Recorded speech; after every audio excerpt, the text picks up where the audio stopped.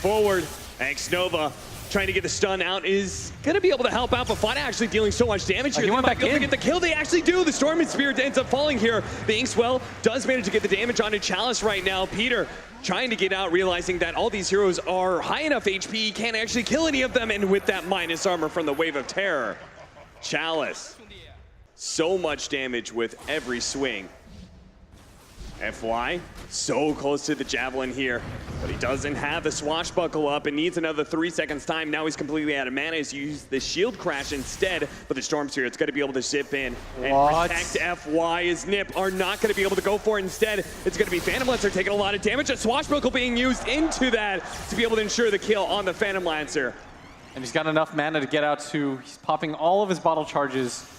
Looks like he should be just fine. In fact, he goes back into Saksa. Fada trying to pressure the stun right now, and Chalice is going to come in too, but maybe he's got to get out of here, getting way too low to take this engagement. Still, the save onto the Pango. I think he bottled him once. That's how he had mana, or he had enough charges. Oh, really nice. Helmet Dominator creep is going to be able to get the net onto this Furion, and Ace will find X-Nova. Yeah. That's what he said. I thought you were asking me, sorry. No.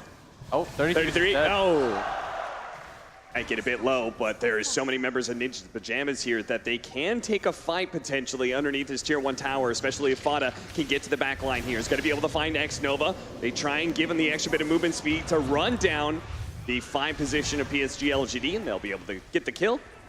And setting up on that tier 1 tower. Only has 1 level of Diabolic Edict because he was mid lane, but just the presence of all these heroes and is enough to take the tower. I think Grant or Tsunami also said that Fada is an Atos buyer when he plays Flesh.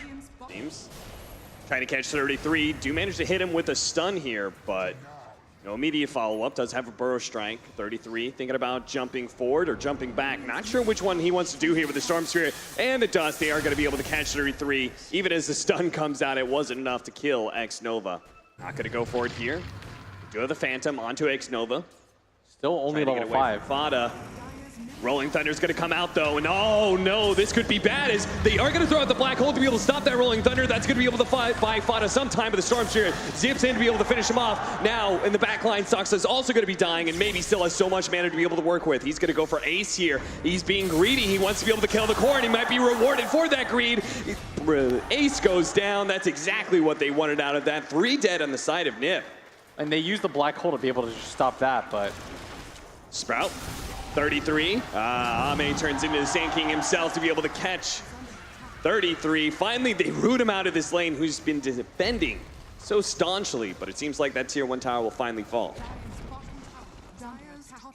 But this time around, NiP at least going to get the return, but they do manage to get the silence with that Burrow Strike out from the Sand King. Now the Soulbind as well, locking in the 2 of them. The Storm Spirit is going to be stuck.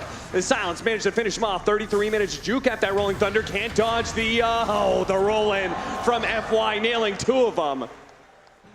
A 3-for-1 exchange. They killed the Storm Spirit, which was fantastic for NiP, but they lost so much for it. And they had to overcommit for that, and yeah. Ame, this decision to go for the E-Blade, he just pops everybody instantly. No support is safe against him. They could just go back for Roshan too. Morphling does it very quickly. Whoa, look at that. They actually got silenced here. He may not be able to take it out in time as the run. Atos, Burrow Strike, what happened? Maybe. Maybe not. Oh, okay, FY's going to be Rolling Thundered in and Rolling Thunder out. That was a head scratcher as... Blitz, what's happening with Maybe? Because we saw last game... Well, if the Furion's out of position, he TP's in very aggressively. He does have a pipe, though. Look at him. He's so tanky. They're going to get the Rod of Atos. A little bit more follow-up, but Fada needs to be able to Yule Scepter himself, so instead they're going to go for Sox. They hear the Rolling Thunder on in. Sox is very low, trying to finish him up. Maybe he is able to do so. Bouncing back and forth. FY is going to help ensure that they get the Sand King as well as that Leshrac. And it's only Ace who's able to get behind the line here to survive. All those neutrals have to be fed into Ace.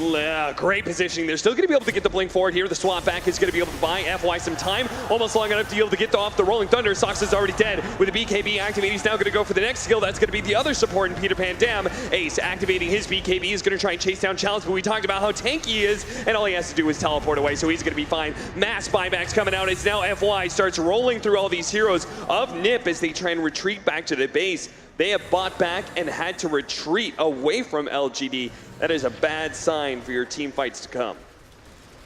And they're going to reset, immediately go for the smoke, try to get somebody out of this as the lead builds up to 30K, one of the bigger leads that we've seen in this tournament. They do manage to catch Chalice for the time being. He gets the Hex off. The rest of his team shouldn't abandon him. He's so tanky.